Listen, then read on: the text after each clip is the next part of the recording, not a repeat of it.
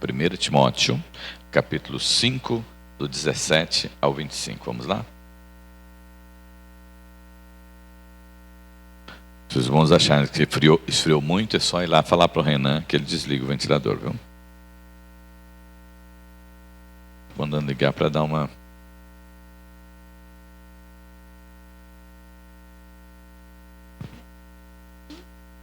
Isso. Do 17 ao 25.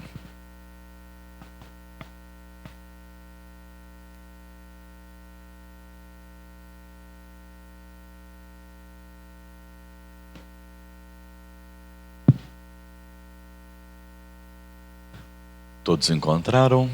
Amém. Então está assim registrado, lá no versículo 27. Oi? Versículo 5, 17. Versículo 17. 5, 17. 1 Timóteo 5, 17. Assim está registrado. Devem ser considerados merecedores de pagamento em dobro os presbíteros que presidem bem, especialmente os que se esforçam na pregação da palavra e no ensino. Pois a Escritura declara: não amordace o boi quando ele pisa o trigo, e ainda o trabalhador é digno do seu salário. Não aceite denúncia contra presbítero, a não ser exclusivamente sob o depoimento de 2 ou 3 testemunhas. Quanto aos que vivem no pecado, repreenda-os na presença de todos, para que também os demais temam. Diante de Deus, de Cristo Jesus e dos seus eleitos, peço com insistência que vocês guardem esses conselhos sem discriminação, nada fazendo com espírito de parcialidade. Não tenha pressa para impor as mãos sobre alguém. Não seja cúmplice dos pecados dos outros. Conserve-se puro. Não beba somente água, beba também um pouco de vinho, por causa do seu estômago e das suas frequentes enfermidades. Os pecados de alguns são notórios, mesmo antes do juízo, mas os de outros só se manifestam mais tarde. Do mesmo modo também, as boas obras se evidenciam, e aquelas que ainda não são manifestas não poderão ficar escondidas. Vamos orar. Senhor nosso Deus, Pai Todo-Poderoso, muito obrigado por esta manhã. Obrigado, Deus, pela Tua palavra, e que ela possa, Deus, falar profundamente aos nossos corações. Nós pedimos que seja assim, em nome daquele que é o nosso único e suficiente Salvador, Jesus Cristo. Amém. Amém. A função do conselho na vida da igreja. Nós lemos um texto aqui que ele mereceria, né, um estudo sobre o mesmo, mas nós vamos estar pautando aqui dentro da lição algumas coisas, e um outro momento nós faremos um estudo específico nesse texto, né? Porque nós seguimos aqui a nossa revista. Na introdução da revista, ela fala a respeito, né, desse texto, né? E que são vários os modelos de gestão e organização eclesiásticas que foram criadas, né, pelos cristãos, na medida em que a igreja foi se desenvolvendo. Nós somos presbiterianos, né? Nosso sistema é sistema presbiteriano de governo. O sistema presbiteriano de governo é o sistema representativo. A igreja que escolhe os seus líderes, né? Escolhe não por benefício próprio, né? Ou com o objetivo de mudança da igreja ou alguma coisa do tipo. Escolhe-se através da oração, da busca do Senhor, da direção do Senhor, para que a igreja possa seguir os propósitos de Deus segundo a vontade do Senhor, o nosso Deus. As perguntas que o autor gostaria que os irmãos tivessem resposta hoje seria, né, qual é a função do conselho em uma igreja, né? ele pergunta lá, né? Que tarefas estão reservadas ao conselho e aos presbíteros na administração da comunidade local, na visão de Calvino? Faz parte do sistema presbiteriano de governo deixar o pastor tomar todas as decisões como se ele fosse o único a ter direito de governar a igreja? Deve o conselho considerar o pastor apenas como um empregado do corpo de presbíteros, devendo ser dispensado quando não mais houver interesse pelo seu trabalho pastoral? Como administrar as tensões e conflitos que vez ou outra se instalam entre pastor, presbíteros e igreja? Porque muitas vezes pastores e presbíteros, na luta pelo exercício do poder na comunidade, esquecem de colocar Cristo e o amor como árbitro de todas as decisões? Então, essas são as perguntas que o autor deixa e que nós esperamos no final chegar a uma conclusão a respeito delas, que Deus possa falar aos nossos corações. Bem, primeiro ponto, os irmãos têm a revista aí, né? O povo de Deus precisa de uma organização. Aqui eu gostaria de colocar aqui uma organização humana, né? Uma organização humana, um sistema humano de governo, né? Porque espiritual nós já temos, que é a palavra do Senhor, o nosso Deus. Mas a igreja precisa de um organismo humano para que a governe? O autor diz que, até porque há pessoas e correntes que defendem a necessidade de se organizar bem quaisquer esfera da vida humana para se atingir os objetivos, menos na igreja. Nós, quando olhamos aqui para a palavra do Senhor nosso Deus, nós vamos entender que existe essa necessidade, né? Porque o próprio tempo determina isso, né? Quando nós vemos, né, os pássaros voando, quando nós vemos os pássaros voando, normalmente os patos principalmente, eles voam em V, né? Os irmãos encontraram a lição 12? Encontraram a lição 12? A função do conselho na igreja local, lição 12. E os patos voam em V, né? E o motivo deles voarem dessa forma, né, é justificado cientificamente, né? O primeiro é o que faz a abertura lá, né, e que vai estar sempre enfrentando o vento, né, mais forte. Então sempre é trocado aquele que está na frente, para que ele, cansado, possa passar para trás e seguir os outros que já estão, né, seguindo, já cortando o vento. Isso que é? Isso é uma organização, isso é uma forma. E com quem eles aprenderam isso, né? Foi com o Criador. Então, se até a natureza, né, necessita de uma organização, muito mais nós, seres humanos, criados à imagem e semelhança de Deus, né, seres inteligentes, precisa muito mais de uma organização. Olhando para a palavra do Senhor nosso Deus, nós vamos ver que Jesus, ele comenta lá, né, olha, se alguém for construir, né, que faça os cálculos, que faça o projeto, né, que tenha uma ordem para se fazer as coisas, né? E na palavra do Senhor nosso Deus, o autor fala a respeito dessa necessidade de organização, citando, logo depois que Moisés saiu do Egito, eles tinham 40 anos para caminhar no deserto, né? Como caminhar no deserto 40 anos sem ter uma organização? A princípio, como Moisés tinha sido chamado por Deus, colocado à frente do povo, o que ele fez? Ele assumiu a responsabilidade e falou, não, se é comigo, então eu vou. E ele seguiu dessa forma. Só que chegou um tempo que ele estava muito cansado. E para a glória do nome do Senhor nosso Deus, né, o seu sogro foi visitá-lo, né? o seu sogro foi visitá-lo. De vez em quando é bom ter a visita do sogro.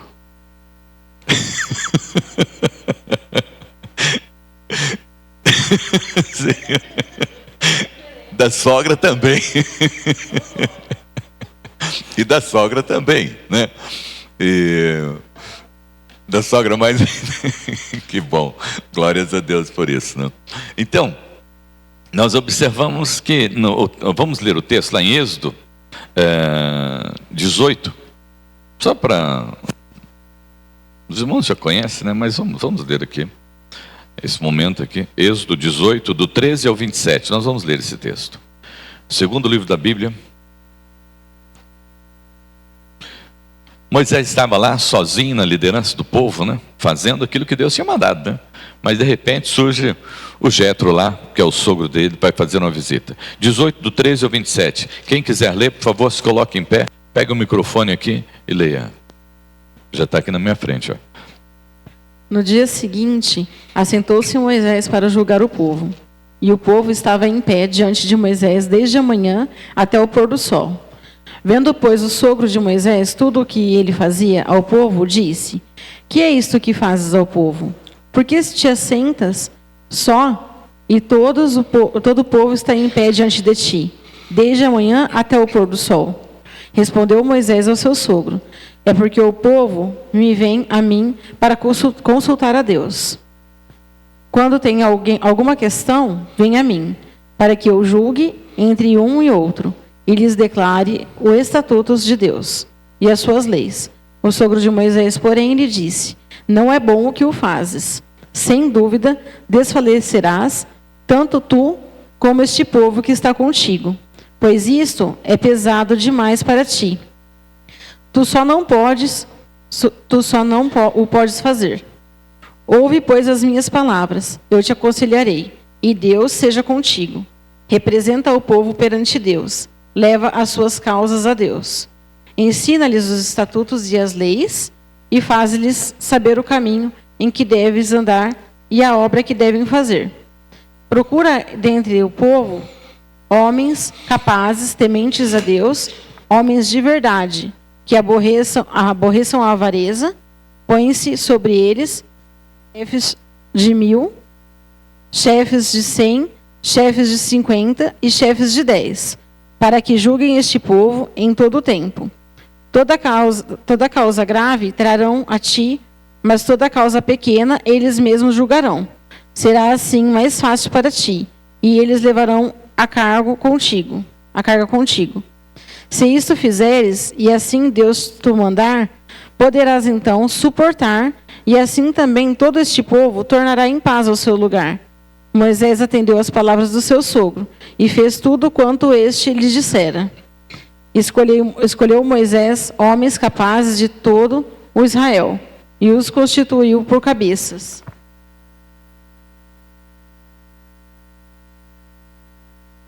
Sobre o povo, chefes de 1000, chefes de 100, chefes de 50 e chefes de 10. Estes julgaram o povo em todo o tempo. A causa grave trouxeram a Moisés, e a toda causa simples julgaram eles. Então se despediu Moisés de seu sogro, e este se foi para sua terra. Amém. Amém. O conselho, esse é até chamado, né, de o conselho de Jetro, né? O conselho de Jetro, o conselho do sogro de Moisés, porque ele percebeu, chegou a Moisés, estava cansado, exausto, né, julgando tudo, né, atendendo a todos. Ele disse: não convém que seja assim, Moisés, divida as responsabilidades, né? Então aqui surgiu no meio do povo de Deus, aqui é a primeira organização administrativa para o povo de Israel. E Moisés entendeu que isso que o seu sogro havia lhe dito era da parte de Deus, né? E ele ensinou-lhes, né? Ensina-lhes os estatutos, as leis, e faça conhecer, né? Instrui o povo como é que deve andar, e depois coloca líderes sobre eles, e cada grupo vai estar sendo orientado por esses líderes, né? E certamente as causas que os líderes não conseguissem resolver, trariam depois para Moisés. Então ficaria menor a sua responsabilidade, menos trabalho para ele também. E depois nós tivemos um outro momento em que eles recrutam líderes, lá em Números 11, 16. Agora, Números 11, 16, também são recrutados. Números 11, 16, diz assim: são 70 anciãos para ajudar Moisés, né? O Senhor diz: reúnam para mim 70 homens dos anciãos de Israel, que você sabe que são anciãos e superintendentes do povo, e traga-os diante da tenda do encontro, para que estejam ali com você. Então descerei e ali falarei com você. Tirarei do Espírito que está sobre você e porei sobre eles. E eles ajudarão você a levar a carga do povo, para que você não tenha de levá-la sozinho. Então, aqui Deus, né, pede para que Moisés separe 70, que vão estar também colaborando com ele, né? Depois o autor diz que séculos depois nós tivemos a era dos juízes, né? Quem eram os juízes? Os juízes eram pessoas, né, escolhidas, militares ou civis. Nós tivemos em torno de 13 juízes, né, nesse período, nós temos do livro de Juízes, mas o povo já tinha, né, uma monarquia, e eles conheciam a monarquia, como conheceram lá no Egito. E eles decidiram que eles não queriam mais ser governados por juízes. Então eles pediram que eles queriam um rei. E quem era, na época, né, era Samuel. Mas Samuel não concordou a princípio, né, com o pedido deles, que eles queriam viver igual aos outros povos, tendo um rei. Mas Samuel orou ao Senhor, conversou com o Senhor e disse: o povo está querendo. Aí então o Senhor autorizou, e Samuel tranquilizou o seu coração e passou, né, de juízes para a monarquia, e passou, então eles passaram a ter um rei. No segundo ponto da lição, o autor fala da organização do novo Israel de Deus. Então nós vimos aqui o Antigo Testamento bem simplificado, né? O funcionamento do Antigo Testamento do povo de Israel bem simplificado. Agora no novo Israel de Deus, né? Falando agora da igreja a partir de Atos dos Apóstolos, né? A necessidade das comunidades cristãs se organizarem resultou do crescimento inicialmente vagaroso, depois de uma forma muito rápida, acompanhando as trilhas da diáspora judaica. Eram poucos os apóstolos e discípulos de Jesus Cristo para dar conta da tarefa. Então, nós sabemos que Jesus escolheu 12, né? 11 permaneceram fiéis, um deu a escorregada, né, e teve que ser substituído. E eles escolheram outro, e Jesus permaneceu com os seus 12. E quando nós temos o Pentecostes, aí no Pentecostes a igreja tem um boom, né? Tem um crescimento muito grande. Aí então nós vamos ver os 12 pregando o Evangelho. Vamos ver pessoas que não eram indicadas como discípulos, né, como Felipe, que era uma pessoa comum, mas que começou a pregar o Evangelho, e a igreja onde ele estava, cresceu muito. Um dia o Senhor fala para ele: vai lá para aquela estrada deserta. Ele vai para evangelizar e criar, né, formar o primeiro missionário africano, né? O tesoureiro da rainha de Candace, né? Então ali o tesoureiro é evangelizado e se torna o primeiro missionário, e a igreja está crescendo. E Felipe não volta mais para a igreja a qual ele estava pastoreando, né? Ele vai se achar em Azoto, porque o Senhor não envia para Azoto. É a igreja se desenvolvendo. Só que essa igreja vai se desenvolvendo e ela precisa ser cuidada, né? Ela precisa ser cuidada. Ela precisa ter uma liderança. Eles sentem isso. E eu quero ler com os irmãos os textos aqui. Atos 14, 22. Agora vamos lá no Novo Testamento. A liderança que surge na igreja a partir do Pentecostes. Atos 14, 22. A necessidade.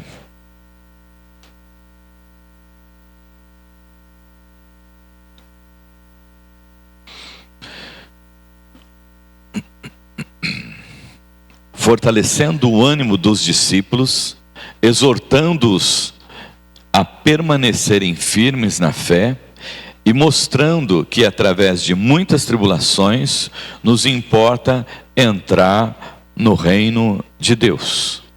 E provendo-lhes em cada igreja a eleição de presbíteros, depois de orar com jejuns, e encomendaram ao Senhor em quem haviam crido. Então nós temos aqui na igreja de Atos dos Apóstolos, né, o surgimento da necessidade de liderança na igreja, né? E quem é a liderança que surge na igreja? Os presbíteros, né? Então eles escolhem presbíteros. Atos 16, 4. Atos 16, 4. Acompanhe lá. Ao passar pelas cidades, aqui é Paulo, né? Leva Timóteo na sua viagem. Ao passar pelas cidades, entregavam aos irmãos as decisões tomadas pelos apóstolos e presbíteros de Jerusalém para que as observassem. Então a igreja estava se organizando e ela tinha aqui, né, os anciãos, né? Ela tinha os seus presbíteros com os apóstolos que se reuniam como concílio, tomavam as decisões e mandavam para as igrejas locais. Atos 20, 17 e 18.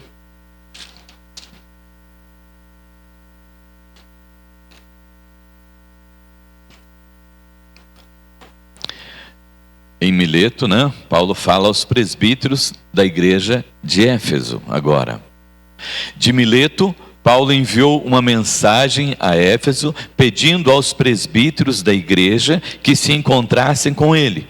E quando chegaram, Paulo lhes disse: vocês sabem como me conduzi entre vocês em todo o tempo, desde o primeiro dia em que entrei na província da Ásia, servindo ao Senhor com toda a humildade, com lágrimas e comprovações que me sobrevieram pelas ciladas dos judeus. Vocês sabem que jamais deixei de anunciar o que fosse proveitoso e de ensinar isso a vocês publicamente, também de casa em casa. Paulo se reúne aqui com os presbíteros de Éfeso, em Mileto, e conversa com eles e orienta.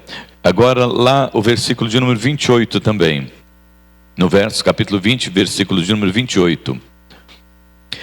Cuidem de vocês mesmos e de todo o rebanho no qual o Espírito Santo os colocou como bispos para pastorearem a igreja de Deus, a qual ele comprou com o seu próprio sangue.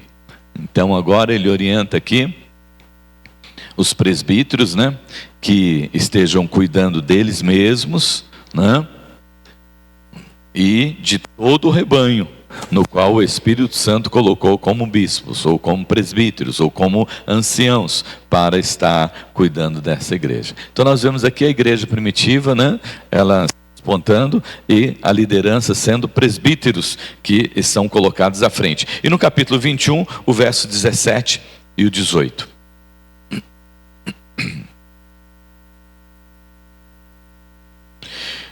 Quando chegamos a Jerusalém, os irmãos nos receberam com alegria.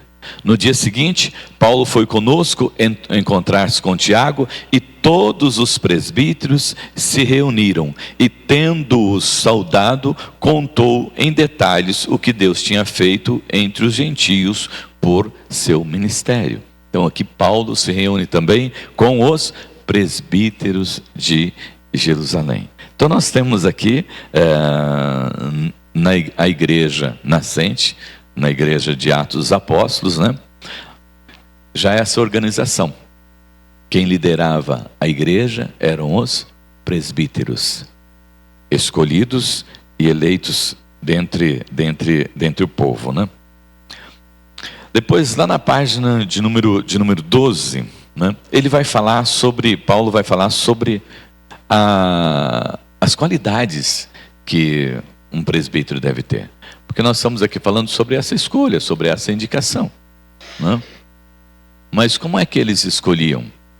Vamos lembrar lá de Atos dos Apóstolos, como eles foram escolher os diáconos. Os irmãos se lembram lá de Atos dos Apóstolos, da escolha dos diáconos? No capítulo 6, quais eram as qualidades daqueles homens, dos diáconos? Os irmãos se lembram?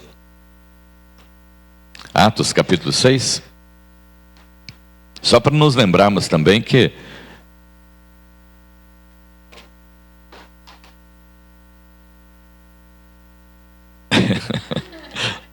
não, de Atos dos Apóstolos não é ainda, não fala sobre isso, não. Oi? E Atos 6.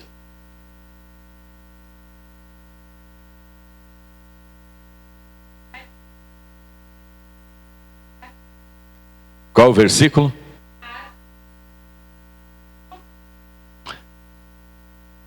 Isso, você pegou o resumo, né?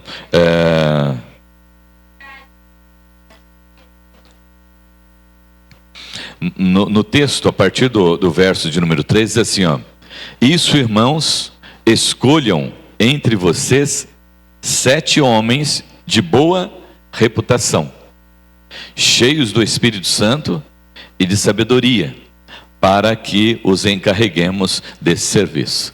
Então, ali, né, necessitou de uma organização chamada Secretaria de Ação Social e Diaconia, né? Ali eles viram essa necessidade. E a orientação para eles escolherem, né, esses homens, olha, sejam homens, né, que tenham boa reputação, né, e que sejam cheios do Espírito Santo. Aí nós vamos encontrar agora Paulo falando aqui a respeito dos presbíteros. Lá em primeira no Tito, capítulo 1. Agora nós vamos entrar no que o Elidio estava falando. Oi. Tito. Olha, parabéns, né? Tito 1, o verso 6 ao 9. Alguém pode ler para nós?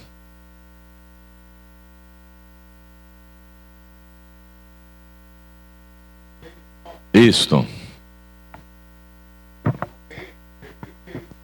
O microfone, Benedito, por favor.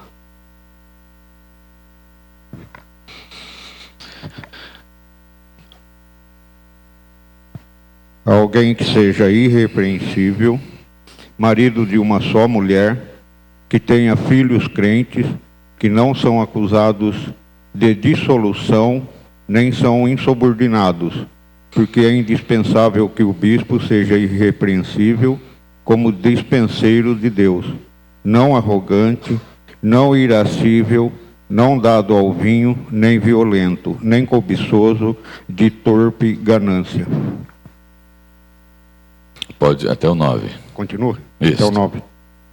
Antes, hospitaleiro, amigo do bem, sóbrio, justo, piedoso, que tenha domínio de si, apegado à palavra fiel, que é segundo a doutrina, de modo que tenha poder tanto para exortar pelo reto ensino, como para convencer os que o contradizem.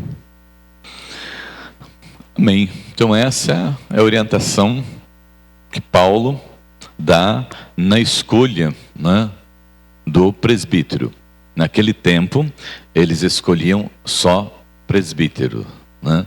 Eram só os homens que participavam na administração da igreja. Na nossa igreja, houve uma mudança, né, em que, na nossa Constituição, autorizando, né, também a eleição de presbíteros, né?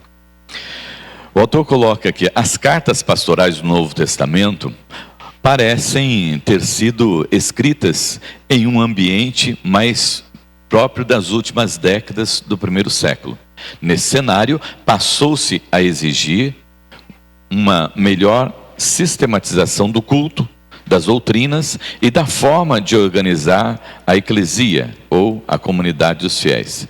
Desde então, para o exercício da liderança na comunidade cristã, passou-se a exigir algumas qualidades listadas, né? Como nós já lemos ali em cima em Tito, e também lá em 1 Pedro 5, de 1 a 4. Vamos lá em 1 Pedro 5, de 1 a 4. O texto está aí na revista.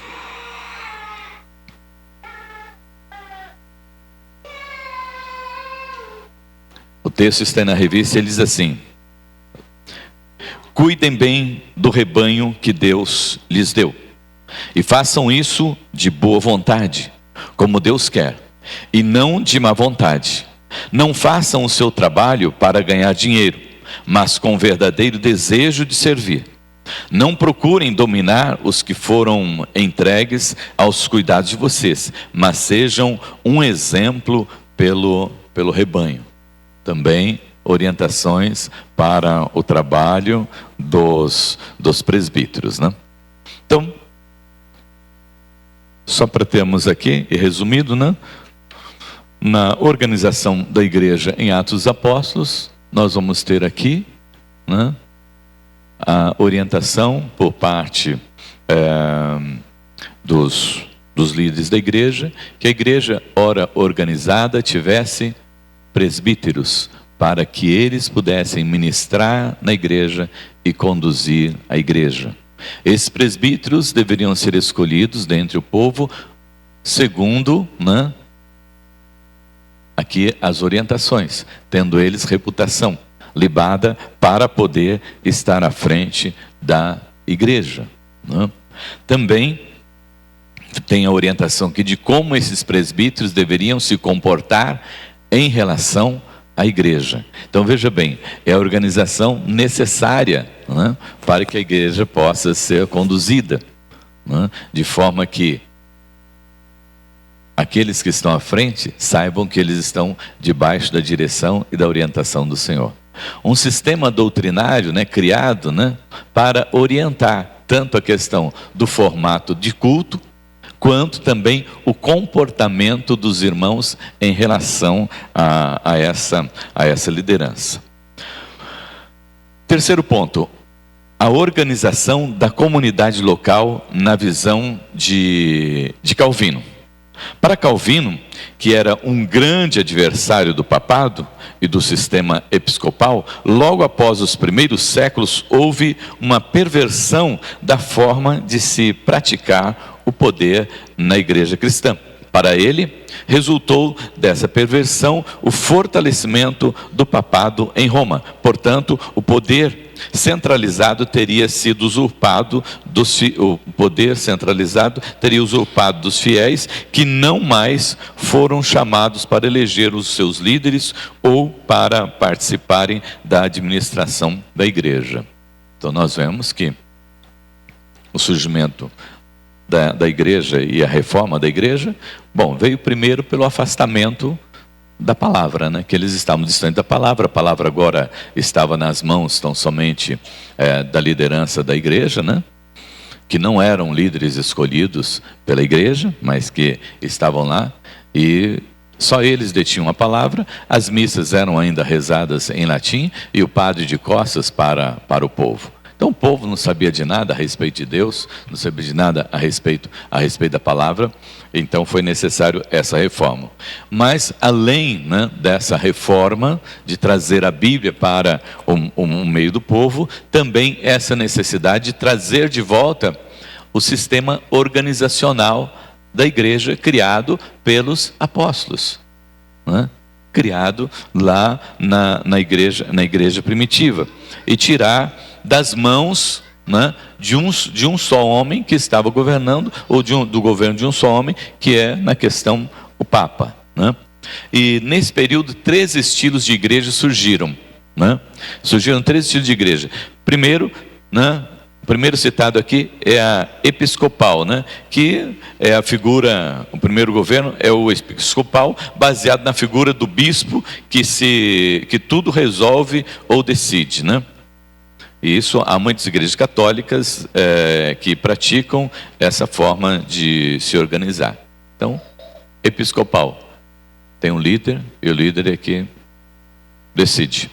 Surgiu também a igreja congregacional, né?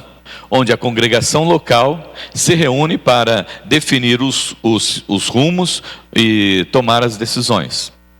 Aqui a igreja congregacional, nós podemos citar a igreja batista, né? Tudo na igreja batista se decide na congregação, né? Tem alguma decisão a ser tomada, eles se reúnem em assembleia, né? Eles se reúnem em assembleia e eles decidem as coisas em assembleia. Então, episcopal, relacionado da igreja católica, né? Que tem um líder que... E tem algumas igrejas que são sistema episcopal também, irmãos, né? Tem, inclusive dessas comunidades novas, tem muitas delas, elas são episcopal, né? Você vai perguntar, mas por que elas são episcopal? Porque quem manda lá é o líder deles.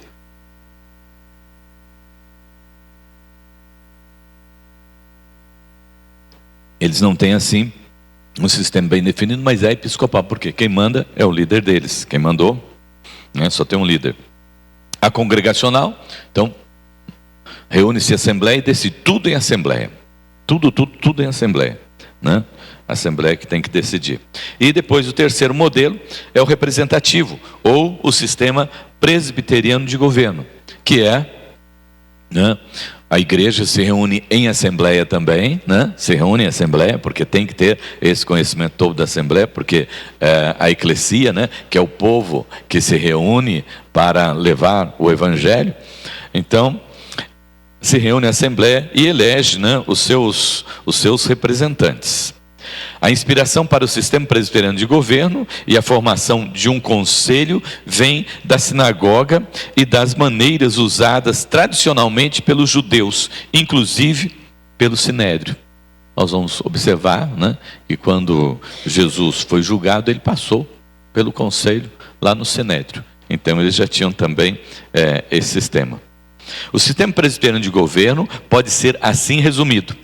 Uma igreja local escolhe seus representantes, eles então reúnem-se no conselho, que é composto pelo pastor, né, e presbíteros em atividade, que tem um mandato, né, no caso nosso de 3 anos, o presbítero tem mais de 3 anos, podendo dele fazer parte na IPI do Brasil, tanto homens como mulheres. Então, nosso sistema, a Assembleia se reúne e elege, né, seus líderes, tanto homens como mulheres, né? O pastor, aqui consta, o pastor não é membro da igreja. Hoje, aqui, o pastor é membro da igreja, né? Nós tivemos alguns problemas relacionados a isso, então o pastor era membro só do presbitério, não era membro da igreja. Mas, devido a alguns eventos que nós tivemos, o presbitério deixou de ter membros, e os membros agora são todos os pastores são membros da igreja, e o presbitério é tão somente uma instância administrativa da igreja. Este está ligado a outro, daí depois nós temos o presbitério. Então, vamos lá, nosso sistema de governo. Primeiro, conselho. A igreja elege os seus representantes, presbíteros, né, que governam a igreja local. Depois nós temos o presbitério. O presbitério se reúne, no caso nosso presbitério, se reúne presencialmente 2 vezes por ano, né? E quem são os membros que compõem o presbitério, né? Quem compõe o presbitério são os pastores das igrejas e um representante de cada igreja que vai nessa reunião do presbitério. Então sempre tem na reunião do conselho, o conselho indica o representante e o suplente, porque nunca deve-se ter uma reunião de presbitério sem representante da igreja. Por que motivo? Quem sabe o que está acontecendo na igreja são os seus representantes, né? Então o presbítero, quando ele vai lá, ele vai para representar.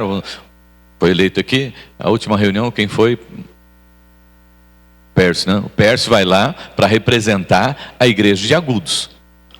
Então ele tem que estar lá dizer para o presbitério o que é que está acontecendo aqui em Agudos, quais são as necessidades da igreja de Agudos, e o presbitério, se tem que fazer alguma consulta, na hora lá faz com o Pércio. Vamos fazer aqui, nós estamos fazendo aqui, Pércio, dividindo aqui as finanças do presbitério, a igreja de Agudos vai ter que contribuir com X para o presbitério. Pércio, a igreja de Agudos tem condições de fazer isso? É ele que responde lá perante o presbitério. E o pastor também, né? Mas é mais perguntado, né, para o representante da igreja, junto com o pastor, né? E depois nós temos o sínodo, né? O presbitério, né? Como é que se organiza um presbitério, né? O presbitério no nosso sistema tem que ter pelo menos 6 igrejas para se organizar um presbitério. Uma região tem 6 igrejas, pode organizar um presbitério. Mas até quantas igrejas pode estar ligada a um presbitério? Quantas o presbitério decidir que pode abrigar. Sempre se gira em torno de 6 a 10 igrejas, para não ficar uma região muito, muito distante, né? Depois nós temos o sínodo. O sínodo é uma instância acima do presbitério. Então, o conselho teve alguma dificuldade para resolver algum problema, encaminha para o presbitério. Aí chegou lá no presbitério, o assunto é bastante sério, bastante complicado, bastante difícil, é melhor mandar para a Assembleia Geral. Aí encaminha para a Assembleia Geral. Quem são os representantes do sínodo? Os representantes do sínodo são os membros do presbitério. Aquele representante da igreja, que foi na reunião do presbitério, junto com o pastor, escolhem os representantes que vão compor o sínodo de cada presbitério.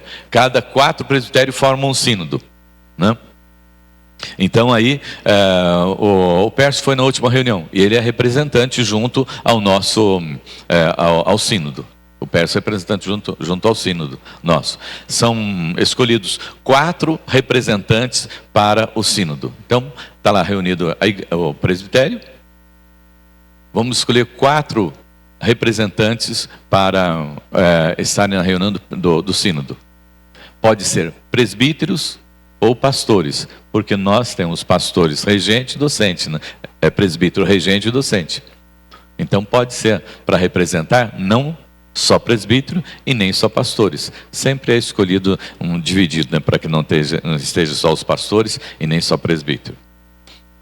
E depois nós temos Assembleia Geral. Na reunião do presbitério também, cada presbitério indica 2 representantes para estarem na Assembleia Geral. Então, na Assembleia Geral, como é que os irmãos são representados? Por 2 membros do presbitério. Cada presbitério escolhe 2 membros. Entendidos aí? Sistema presbiteriano de governo? Começa aqui, no conselho local, é o conselho que decide. No presbitério, vai um representante dos presbíteros e o pastor para a reunião do presbitério. Na reunião do sínodo, o presbitério escolhe 4 representantes dentre as igrejas que são membros do presbitério e encaminha para o sínodo. E o presbitério também escolhe, dentre os seus membros, pastores, presbíteros, 2 representantes que estarão na Assembleia Geral representando a igreja. Então esse é o sistema nosso de governo, né? O conselho da igreja local é, portanto, um pequeno concílio ou primeira peça de uma construção que chamamos de sistema presbiteriano de governo, né? Que se define um sistema de governo conciliar e representativo. Conciliar por quê? Quando nós nos reunimos, né, essa liderança se reúne, é uma reunião de conselheiros, é uma reunião conciliar. E, né, representativo ou presbiteriano, porque ali estão os representantes da igreja, que foram escolhidos pela igreja. Agora, mas vão sempre aqueles que devem ir? Assim como a igreja ora para escolher os presbíteros, né? Também na reunião do conselho a gente ora para que Deus esteja indicando aquele que vai estar representando a igreja no presbitério. No presbitério nós oramos para que Deus indique aqueles que deverão estar representando a igreja, tanto no sínodo quanto na Assembleia Geral. E é assim que funciona. Na parte final lá, a inspiração para o sistema presbiteriano de governo e a formação de um conselho vem da sinagoga e das maneiras usadas tradicionalmente pelos judeus, inclusive pelo sinédrio. O sistema presbiteriano de governo pode ser assim resumido: uma igreja local escolhe seus representantes, eles então se reúnem como conselho, que é composto pelo pastores e presbíteros em atividade. Por 3 anos, tal. O conselho da igreja local, portanto, já vim.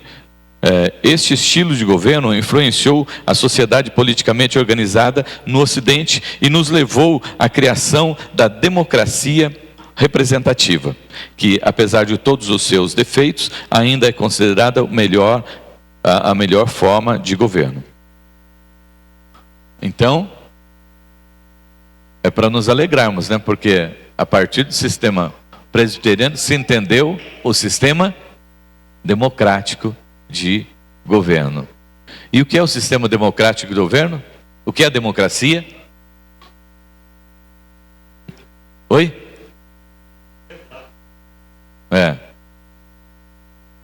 Hoje cada cidadão exercita o seu direito, escolhendo os seus representantes, né? Então, nós escolhemos os vereadores, prefeitos, né? Escolhemos governadores, senadores, e que mais? Deputados, né? Tá aí a Amanda, né? Então, esse é o nosso sistema democrático, porque nós escolhemos os nossos representantes. E esse sistema surgiu, né, a partir dessa visão presbiteriana de governo. Número 4. Que funções têm os presbíteros e o conselho na igreja reformada? Em algumas igrejas presbiterianas ou reformadas ao redor do mundo, não em todas elas, a função presbiterial pode recair sobre homens e mulheres, sem distinção de sexo. A IPI do Brasil tem mulheres no diaconato, mulheres diaconisas, desde 1932. E presbíteras e pastoras desde 1999. Então, o sistema presbiteriano de governo da IPI do Brasil decidiu em 99. Alguém que estava aqui em 99, quando foi votado sobre a escolha de pastores e presbíteras? Quem que estava? Quem se lembra? Sônia? Se lembra dessa votação? Eu só não vou perguntar se você era contra ou a favor na época, né? Porque na época era um tabu muito grande, né? Para você decidir sobre essa questão. Havia uma discussão muito forte nesse período, né? O importante é que os eleitos reúnam as qualidades anunciadas em Tito e Timóteo. Então, servos do Senhor, mas olha, o importante é que tenha as mesmas qualidades, tanto no homem quanto também na mulher. Observemos que a doutrina formulada por Calvino tinha como pano de fundo a luta contra a Igreja Católica Romana e a sua hierarquia expressa, 10 horas já, expressa na figura do Papa para o catolicismo. O centro da igreja é a hierarquia e a igreja está onde estiver o seu bispo. Entretanto, os reformadores retomaram a ideia de que a igreja existe quando um povo, respondendo ao chamado divino, reúne-se para o culto de louvor a Deus. A igreja, portanto, não é um edifício ou uma organização burocrática, e sim uma comunidade de pessoas chamadas para fora, conforme a palavra grego eclesia, e que se reúne para ouvir a palavra de Deus e celebrar os verdadeiros sacramentos. O grande medo dos reformadores era exercício de um poder ditatorial na comunidade cristã. Aliás, eles viam na figura do Papa um ditador que concentrava em suas mãos um enorme poder que fora usurpado da totalidade dos fiéis. Por outro lado, Calvino valorizava a igreja visível como lugar onde Deus escolhe seus filhos para que ali eles cresçam e se tornem adultos na fé. E ele fala sobre a igreja invisível, né? Que é composta de todos os irmãos que estão sobre a face da terra, mas nós não vemos todos, né? E a igreja invisível, né? Cujos membros não podemos separar, pois somente o Senhor conhece aqueles que são dele. Então nós temos a igreja visível, invisível e a igreja visível. Mas só Deus é que sabe quem são os seus servos. Para que a igreja de Cristo atinja os seus objetivos, Deus lhes deu, além do domínio da diaconia ou do serviço, os ministérios da pregação, do ensino e da administração, né? Essa liderança deve ser aperfeiçoar e conduzir os crentes na direção do alvo. Ao pastor, né, presbítero docente, é dado o ministério do ensino, da pregação e dos sacramentos. Aos presbíteros regentes foi reservado o ministério da administração da igreja. Notemos que as funções estão racionalmente separadas, de modo que os conflitos e problemas seriam menores se não houvesse invasão das esferas de atuação de cada ministério. Na IPI do Brasil prevalecem a sua Constituição com algumas exigências para homens e mulheres que almejam o presbiterato. Irrepreensível, são na fé, prudente, discreto, servindo de exemplo aos fiéis em sua conduta e santidade de vida, com um bom testemunho da própria comunidade. Na nossa Constituição, né? Parágrafo 1º do artigo 59. Bem, irmãos, eu preciso concluir agora aqui esta lição, fazendo as perguntas que nós colocamos aqui no início para os irmãos. Que tarefas são reservadas aos presbíteros e aos presbíteros na administração da comunidade da igreja local segundo Calvino? Quais são as tarefas dos presbíteros? Vamos lá. É para responder.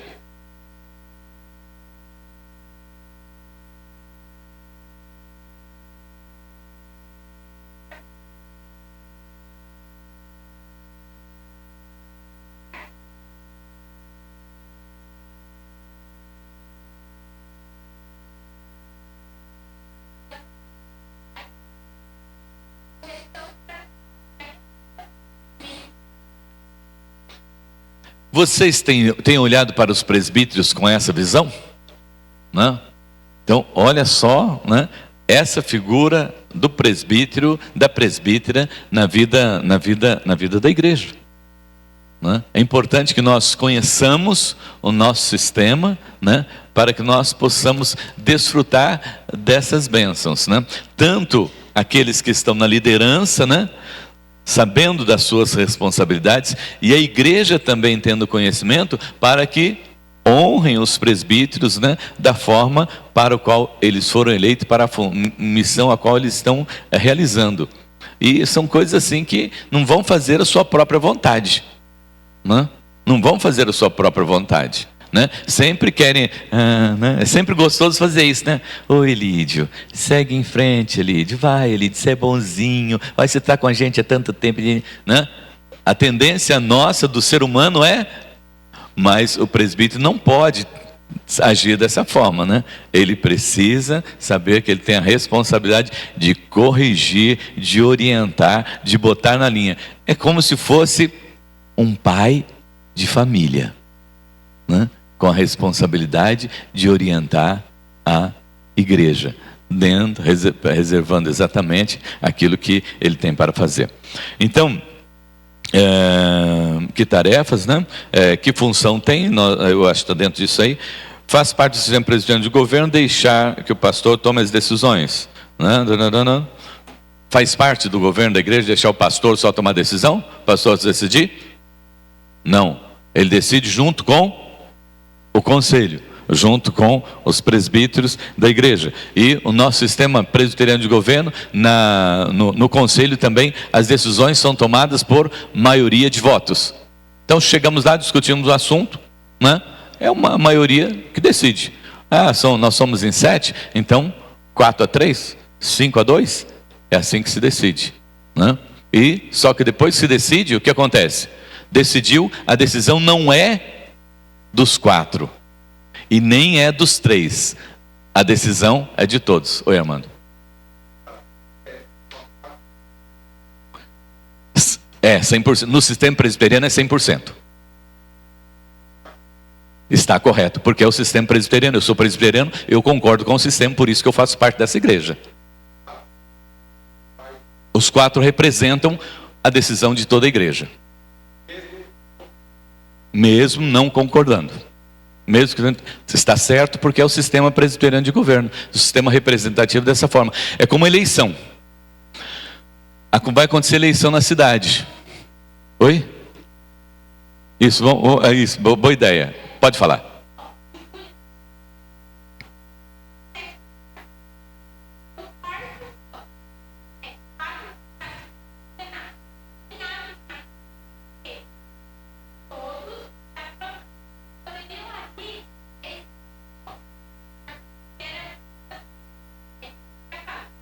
A maioria.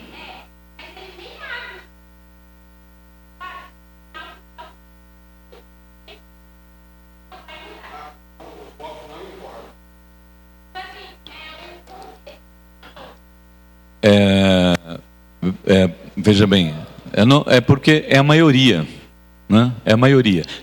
Obteve-se a maioria, nem se considera o restante. Por quê? Já se obteve a maioria. E isso eles fazem para agilizar, né? Isso eles fazem para agilizar. No conselho, ouve-se todos e depois aí vem a votação, né? Mas também, depois que é decidido pela maioria, a decisão não é decisão de um grupo, é a decisão do conselho. A decisão do conselho é essa. E aí subentende-se que a decisão da igreja também é essa. Por que motivo? Porque eles são representantes da igreja. Oi? Isso, o conselho, no presbitério, quando está presente, vamos dizer assim, o perso está no presbitério, é como se o conselho estivesse sendo representado 100%. Porque ele leva aquilo que é decidido no conselho, né, e das decisões do conselho para o presbitério.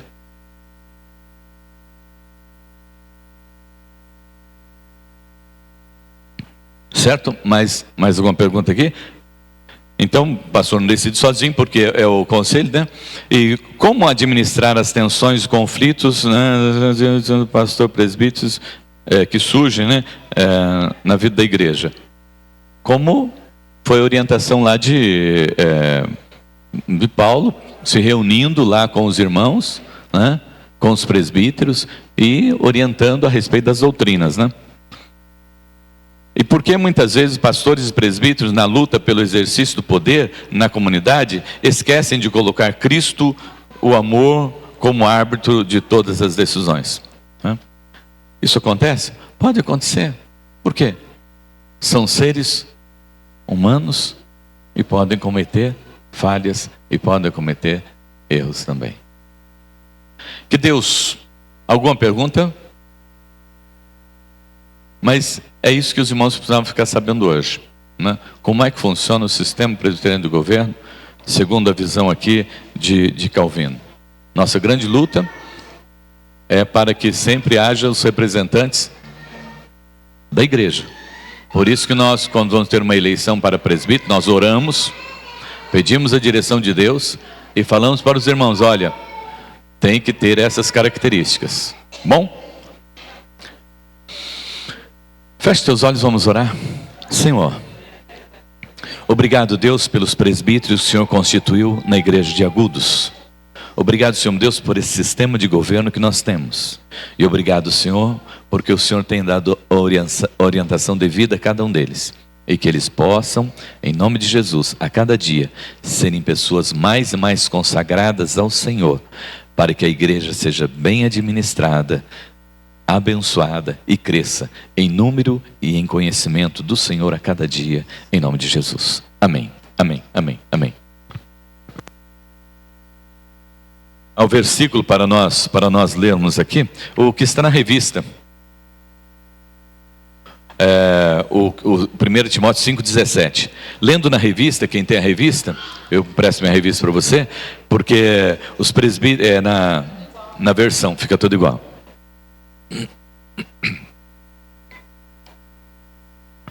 Pode vir, Benedito. És tu?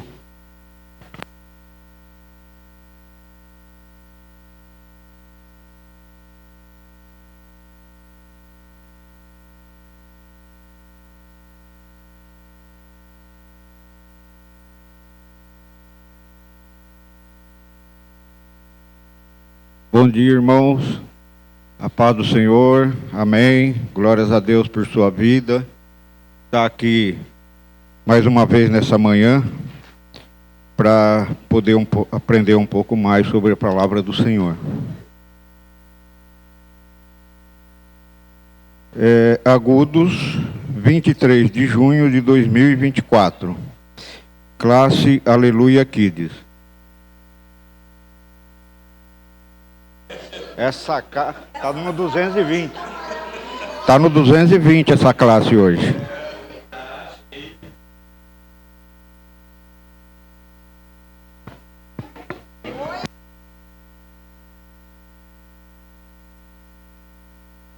Aí que classe linda.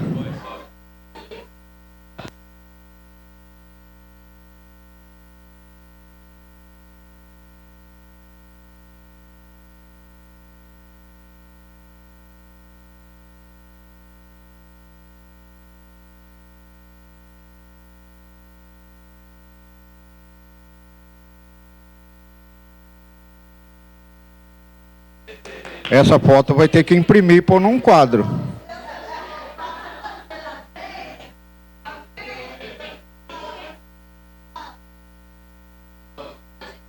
A classe vai falar?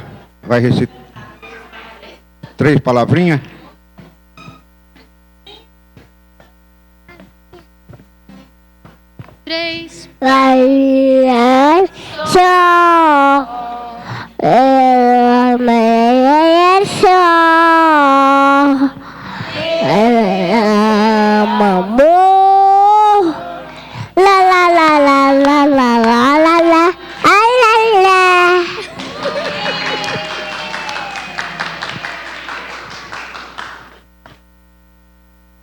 A tia vai te dar um microfone também.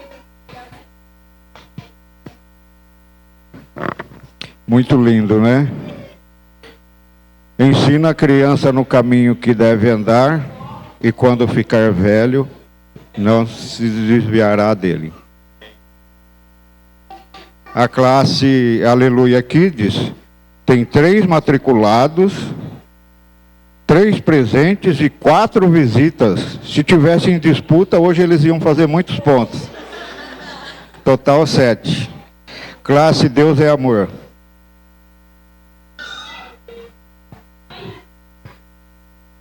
Aqui, ó.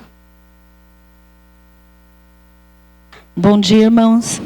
Hoje a gente falou sobre dificuldades e recompensas. Aí o versículo é: mas quem esquece a si mesmo, porque é seguidor, terá vida verdadeira. Mateus 10, 39. Aí tem que traduzir isso de uma forma mais tranquila para eles, né? E aí a gente falou um pouco sobre recompensa, sobre fazer o que é correto, que o servo do Senhor, ele tem que estar ajudando em todos os lugares, né? A família, na escola, os amiguinhos, e que nós temos a recompensa.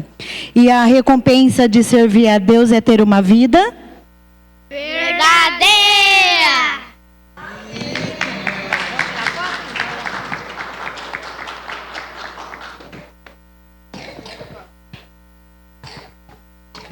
Amém. A classe Deus é Amor tem 4 matriculados. Hoje tem 1 ausente, 3 presentes e 1 visita. Total 4. Classe Samuel.